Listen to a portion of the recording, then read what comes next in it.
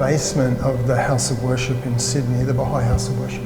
And we've come down here to retrieve the holy relics in 2 silver boxes. One box contains the plaster from Mah-Ku, and the other box contains dust from the Shrine of Baha'u'llah.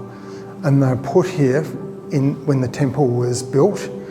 And the purpose of that is to sanctify the building with sacred objects from these 2 holiest of places in the Baha'i world.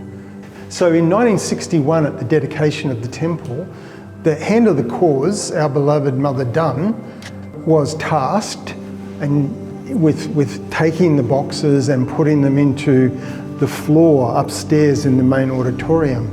And when it was realised that this was an inappropriate place to have them because people would walk across it and so forth, Ruhi Khanum asked us to relocate it into a more appropriate location. Well, as you know, we had no idea and record where actually these boxes were placed.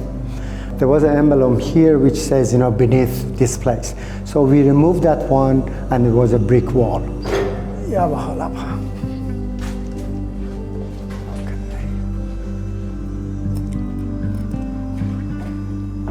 So what I did actually, I jackhammered some of these bricks, and yes, behind that we found the box.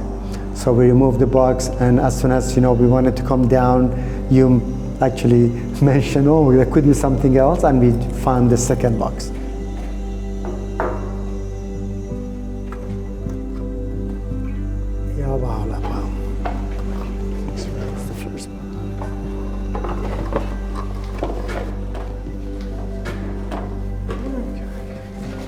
Just tell us a little bit about how this makes you feel. What does this mean to you in the Baha'i community?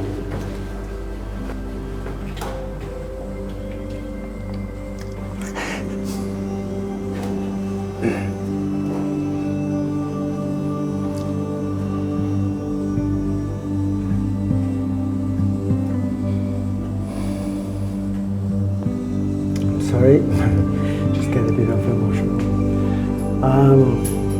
Such an honor to be doing this, which I never thought in my life that I'll have a chance of doing it. So I hope the next generation also understand the feeling and the importance of this kind of job. Thank you.